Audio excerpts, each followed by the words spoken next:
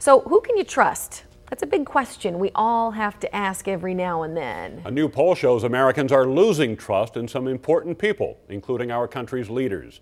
CBS 2's Brian Scott has more on who Eastern Iowans put their faith in.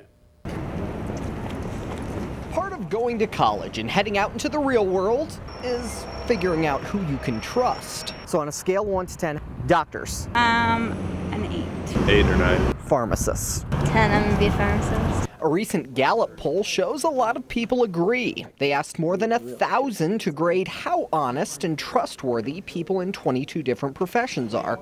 Nurses, pharmacists, and doctors all scored very high, above average. But one group in particular really stands out as one that the public just doesn't have a whole lot of love for right now. How about Congress? Give it about 5. 3. Only about 1 in 10 gave members of Congress a high, trustworthy rating. More than half graded them low or very low.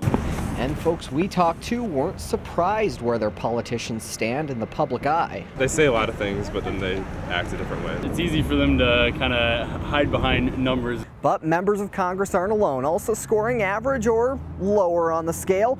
Bankers, lawyers, and journalists. And the political types do have a leg up on one other group. Probably about like 1 or 2. You guessed it, car salesmen. Covering the corridor in Iowa City, Brian Scott, CBS 2 News. If you'd like to see where each of those 22 professions landed on the chart, head to our website, cbs2iowa.com.